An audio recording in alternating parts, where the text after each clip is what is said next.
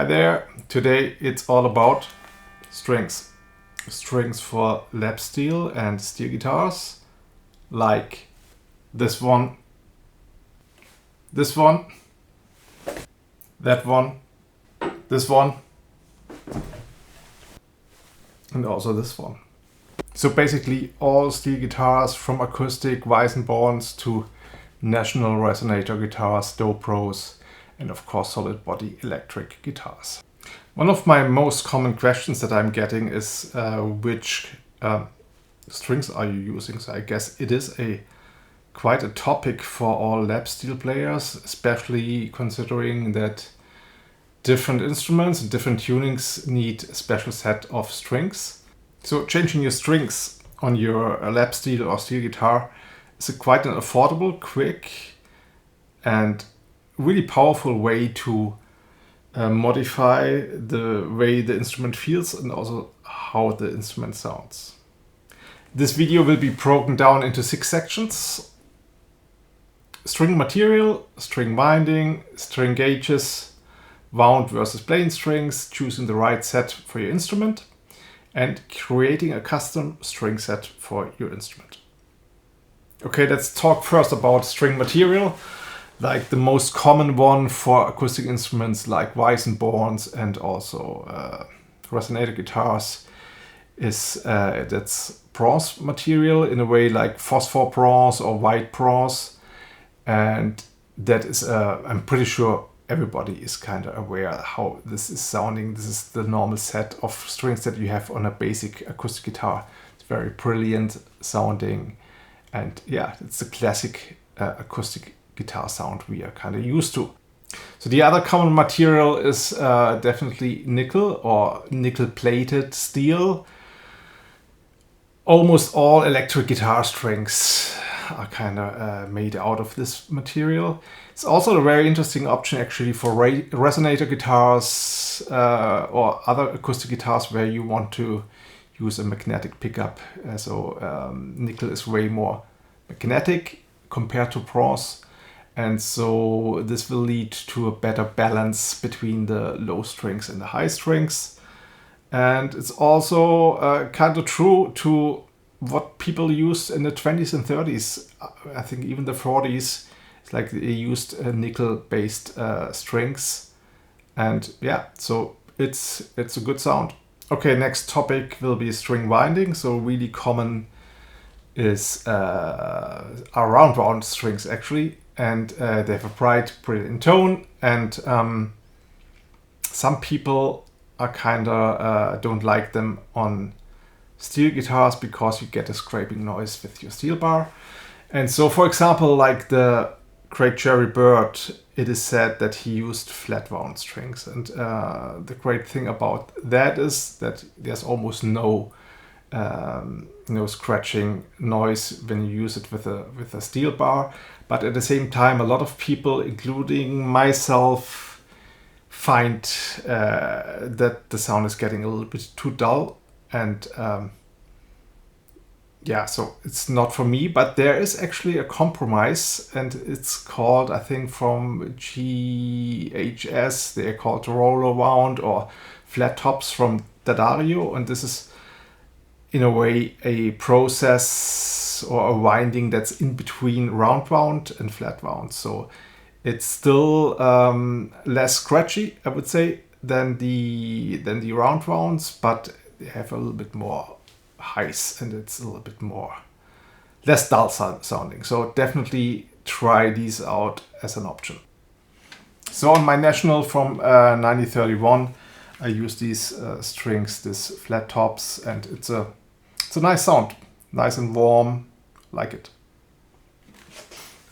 And on all of my electric Lapsteels, I play just ordinary guitar strings in a way, right? Just round-wound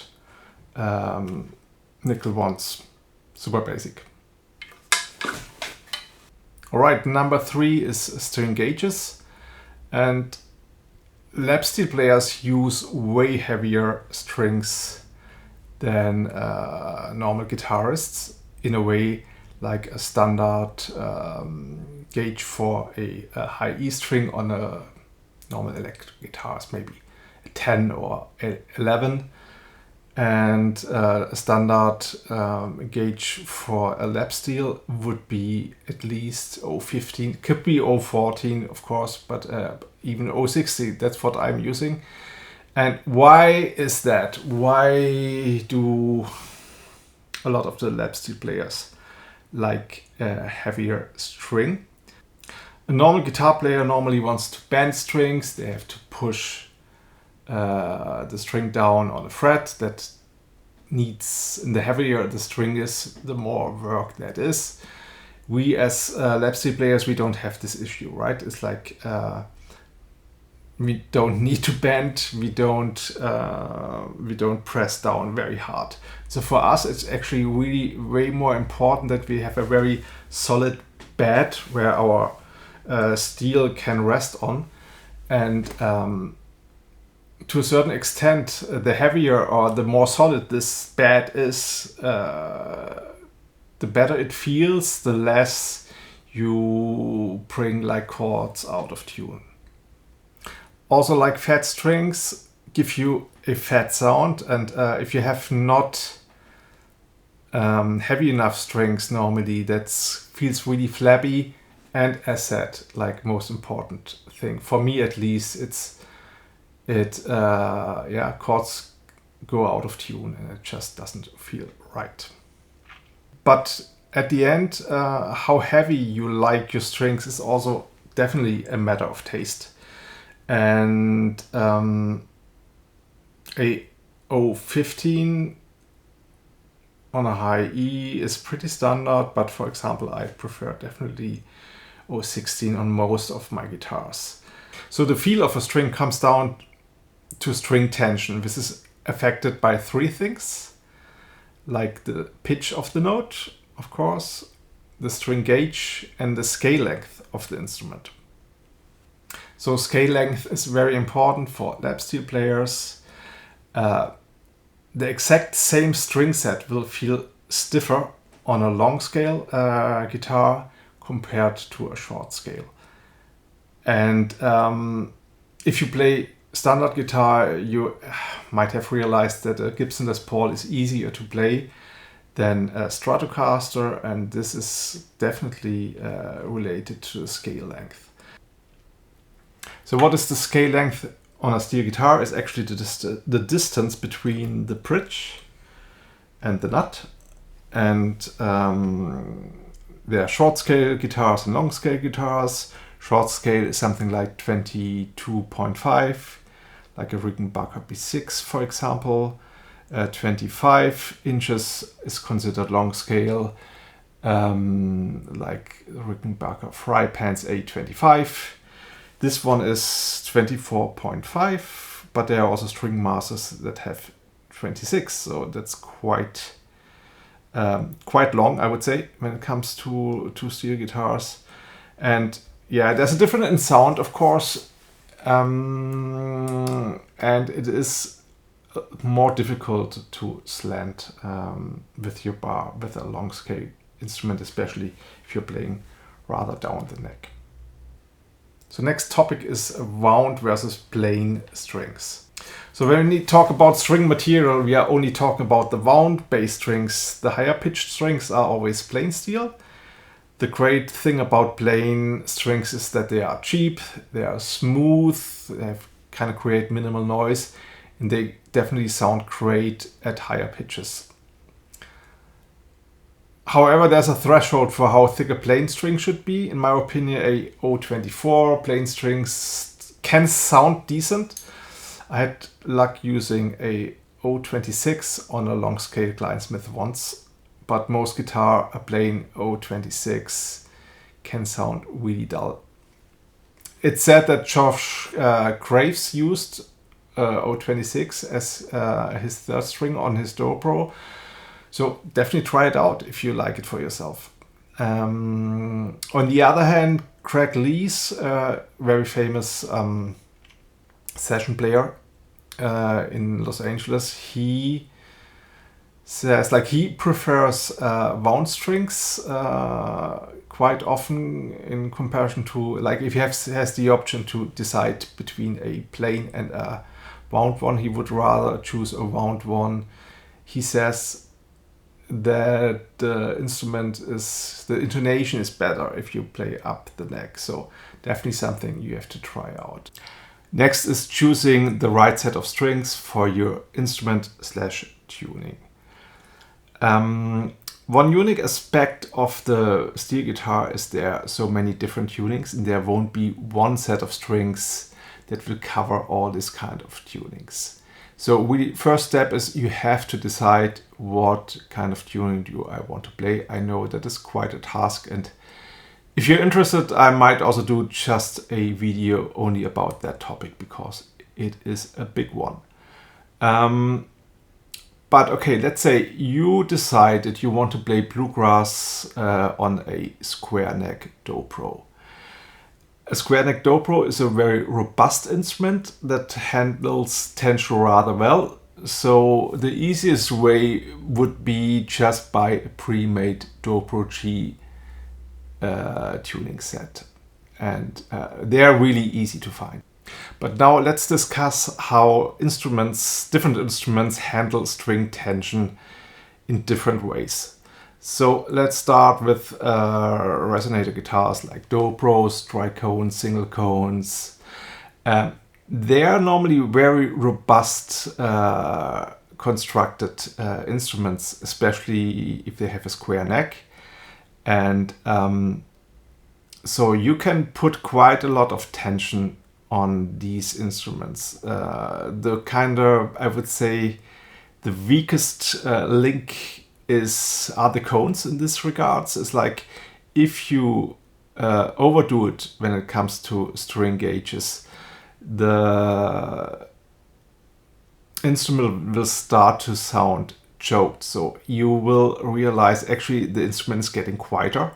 And I had it once on my on a dobro guitar where I had too much tension, and it sounded choked. It was pretty clear. So I would say really you can experiment with it. It will tell you, the instrument will tell you if it's too much. So next instrument category would be just electric Lapsteels, like this one, for example.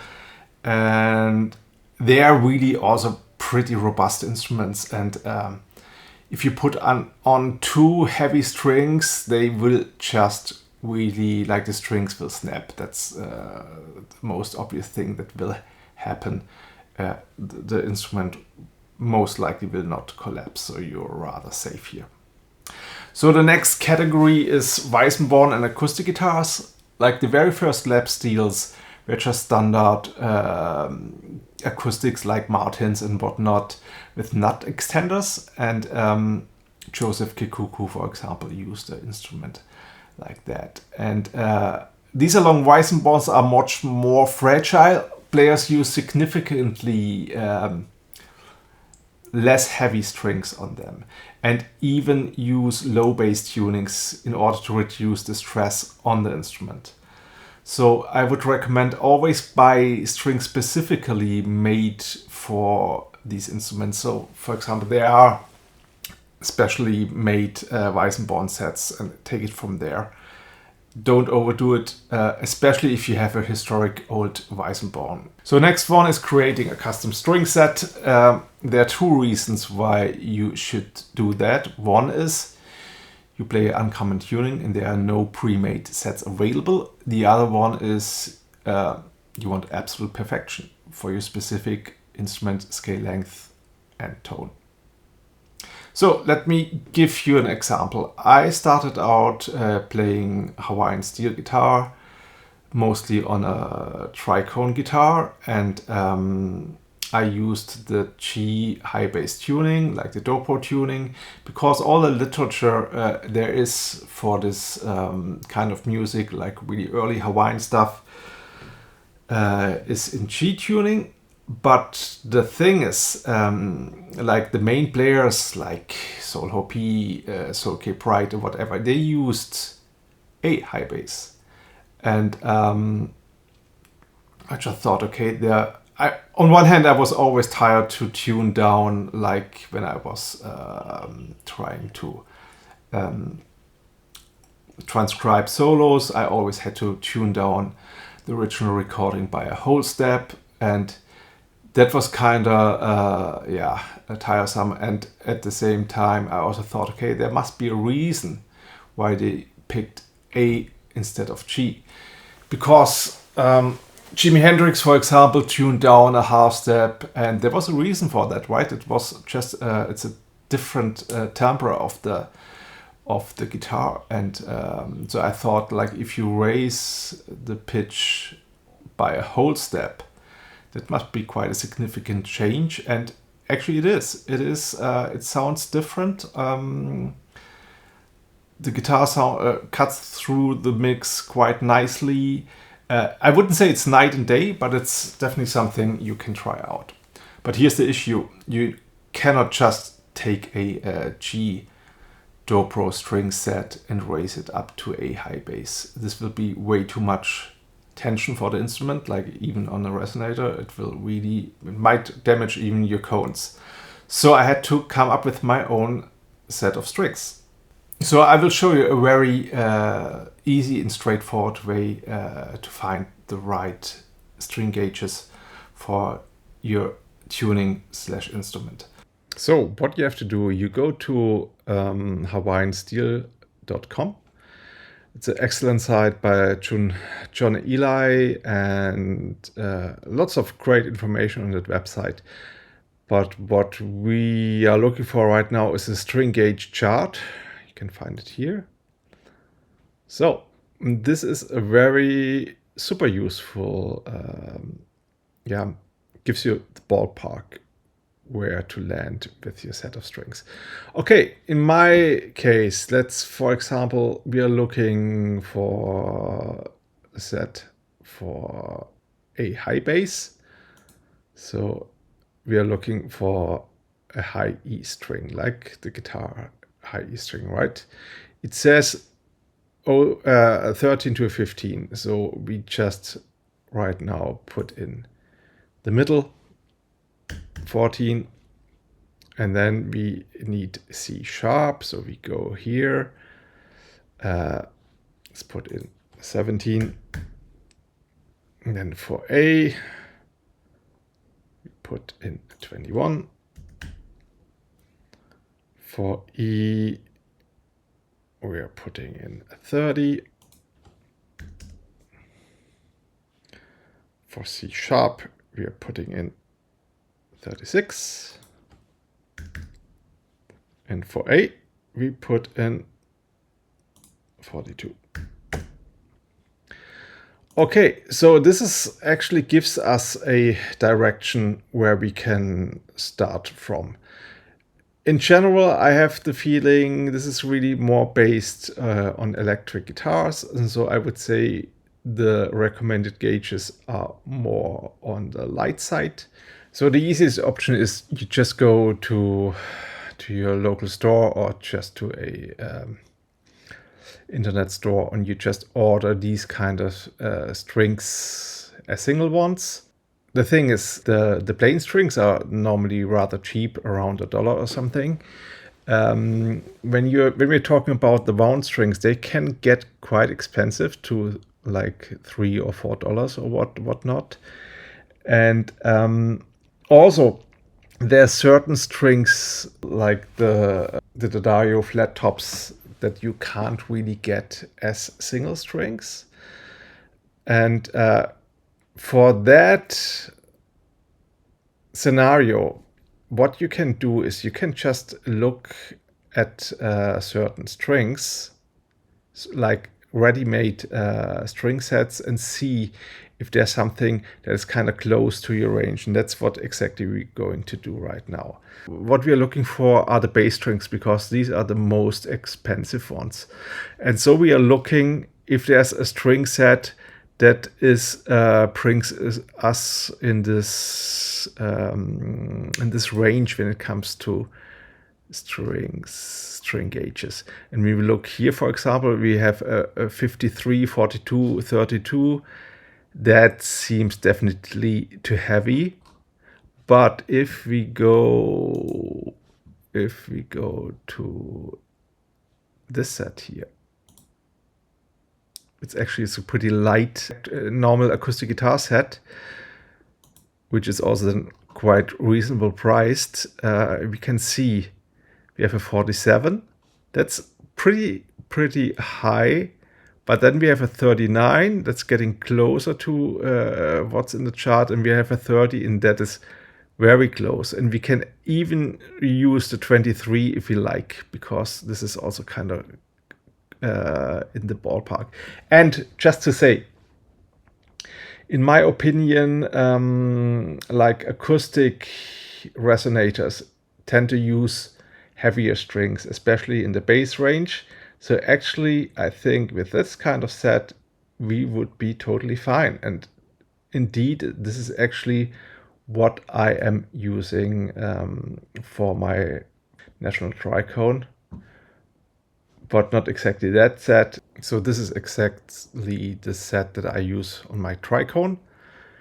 And when it comes to the upper 3 strings, I experimented quite a bit, and what I'm using there is a 16 for the high E, 18 for the C sharp, and a 22 plain as a A string. And you can also find the info on my Hawaiian steel guitar website.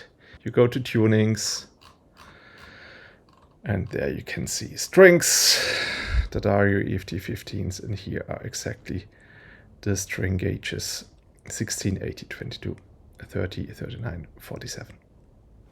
So as a rule of thumb, the higher pitched a string is, the more it is important to really nail the perfect string gauge. When we're talking about bass strings, they are way more forgiving. They can cover a wider range of pitches that they can, it sounds totally fine. I definitely recommend you, if you're using a common tuning, just try different brands, different materials, and then start to try different gauges for at least the upper 3 strings. Very cheap to do, and it might really change the whole feel of the steel guitar, and you will like it. It's definitely a good investment. So if you made it until the end of the video, thank you so much for watching. I hope that was useful. I tried to share everything I know about strings and steel guitar. And yeah, please like, subscribe, and you'll see us again soon. Aloha.